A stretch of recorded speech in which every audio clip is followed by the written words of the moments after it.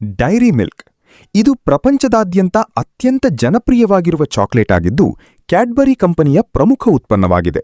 1905ರಲ್ಲಿ ಮೊದಲ ಬಾರಿಗೆ ಮಾರುಕಟ್ಟೆಗೆ ಬಂದ ಈ ಚಾಕ್ಲೇಟ್ ಇತರ ಚಾಕ್ಲೇಟ್ಗಳಿಗಿಂತ ಹೆಚ್ಚಿನ ಪ್ರಮಾಣದ ಹಾಲನ್ನು ಬಳಸುವ ಮೂಲಕ ತನ್ನದೇ ಆದ ವಿಶಿಷ್ಟ ರುಚಿಯನ್ನು ಉಳಿಸಿಕೊಂಡಿದೆ. ಇದು ಕೇವಲ ಒಂದು ಚಾಕ್ಲೇಟ್ ಮಾತ್ರವಲ್ಲದೆ ಹಬ್ಬದ ಸಂಭ್ರಮಗಳಲ್ಲಿ ಸಿಹಿ ಹಂಚಲು ಮೊದಲ ಆಯ್ಕೆಯಾಗಿ ಮಾರ್ಪಟ್ಟಿದೆ. ಕಿಟ್ಕ್ಯಾಟ್ ಗರಿಗರಿಯಾದ ವಾಪರ್ ಮತ್ತು ಅದರ ಸುತ್ತಲಿನ ಹಾಲಿನ ಚಾಕ್ಲೇಟ್ ಪದರ ಈ ಚಾಕ್ಲೇಟ್ನ ವೈಶಿಷ್ಟ್ಯವಾಗಿದೆ. 1930ರ ದಶಕದಲ್ಲಿ ಬ್ರಿಟನ್ನಲ್ಲಿ ಪ್ರಾರಂಭವಾದ ಈ ಬ್ರ್ಯಾಂಡ್ ಇಂದು ತನ್ನ ವಿಭಿನ್ನ ಆಕಾರ ಮತ್ತು ಮುರಿಯುವ ಶೈಲಿಯಿಂದಾಗಿ ಎಲ್ಲರಿಗೂ ಪರಿಚಿತವಾಗಿದೆ. ಪ್ರತಿ ದೇಶದಲ್ಲಿ ಇದರ ರುಚಿ ಸ್ವಲ್ಪ ವ್ಯತ್ಯಾಸವಿದ್ದರೂ ತಿನ್ನುವಾಗ ಸಿಗುವ ಆ ಗರಿಗರಿ ಅನುಭವ ಎಲ್ಲೆಡೆ ಒಂದೇ ರೀತಿಯಾಗಿರುತ್ತದೆ. ಸ್ನಿಕರ್ಸ್ ಹಸಿವನ್ನು ತಣಿಸುವ ಚಾಕ್ಲೇಟ್ ಎಂದೇ ಇದು ಪ್ರಸಿದ್ಧಿ ಪಡೆದಿದೆ. ಇದರಲ್ಲಿ ಹುರಿದ ಶೇಂಗಾ ಬೀಜಗಳು, ಕ್ಯಾರಮೆಲ್ ಮತ್ತು ನೌಗಾಟ್ ಎಂಬ ಪದಾರ್ಥಗಳನ್ನು ಹಾಲಿನ ಚಾಕ್ಲೇಟ್ನೊಂದಿಗೆ ಬೆರೆಸಲಾಗುತ್ತದೆ. 1930ರಲ್ಲಿ ಅಮೆರಿಕಾದಲ್ಲಿ ಪರಿಚಯಿಸಲಾದ ಈ ಚಾಕ್ಲೇಟ್ ಶಕ್ತಿಯನ್ನು ನೀಡುವ ಆಹಾರವಾಗಿಯೂ ಗುರುತಿಸಲ್ಪಟ್ಟಿದೆ.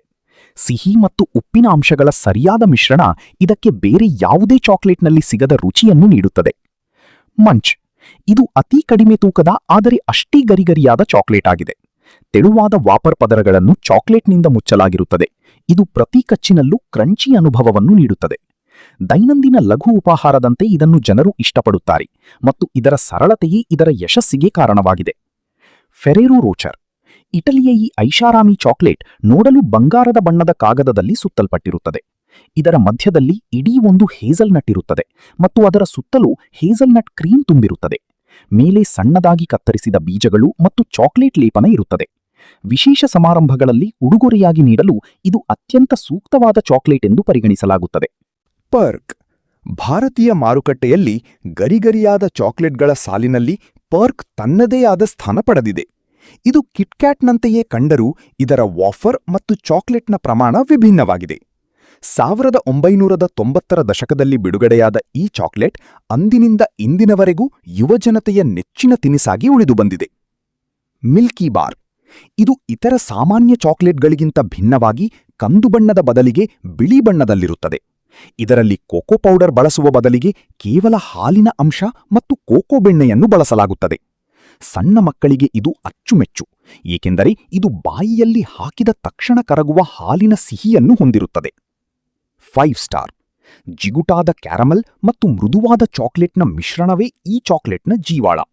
ಇದನ್ನು ತಿನ್ನುವಾಗ ಬಾಯಿಯಲ್ಲಿ ಕ್ಯಾರಮಲ್ ನಿಧಾನವಾಗಿ ಕರಗುತ್ತಾ ಹೋಗುವುದರಿಂದ ಇದರ ರುಚಿ ಹೆಚ್ಚು ಹೊತ್ತು ಉಳಿಯುತ್ತದೆ. ಕ್ಯಾಡ್ಬರಿ ಸಂಸ್ಥೆಯ ಈ ಹಳೆಯ ಉತ್ಪನ್ನ ಇಂದಿಗೂ ತನ್ನ ವಿಶಿಷ್ಟ ಗುಣಮಟ್ಟದಿಂದಾಗಿ ಮಾರುಕಟ್ಟೆಯಲ್ಲಿ ಭದ್ರವಾಗಿ ನೆಲೆಯೂರಿದೆ. ಬಾರ್ 1 ಇದು ನೋಡುವುದಕ್ಕೆ 5 ಸ್ಟಾರ್ನಂತೆ ಕಂಡರೂ ಇದರ ಒಳಗಿನ ಪದರಗಳು ಮತ್ತು ರುಚಿ ಸ್ವಲ್ಪ ವ್ಯತ್ಯಾಸವಾಗಿರುತ್ತದೆ. ಇದರಲ್ಲಿ ಬಳಸುವ ಮಾಲ್ಟ್ ಅಂಶ ಇದಕ್ಕೆ ಒಂದು ವಿಶಿಷ್ಟವಾದ ಫ್ಲೇವರ್ ನೀಡುತ್ತದೆ. ನೆಸ್ಲೆ ಕಂಪನಿಯ ಈ ಉತ್ಪನ್ನವು ಚಾಕ್ಲೇಟ್ ಪ್ರಿಯರಿಗೆ ಒಂದು ಹಂತದ ಹೆಚ್ಚಿನ ತೃಪ್ತಿಯನ್ನು ನೀಡುವ ಉದ್ದೇಶದಿಂದ ತಯಾರಿಸಲ್ಪಟ್ಟಿದೆ.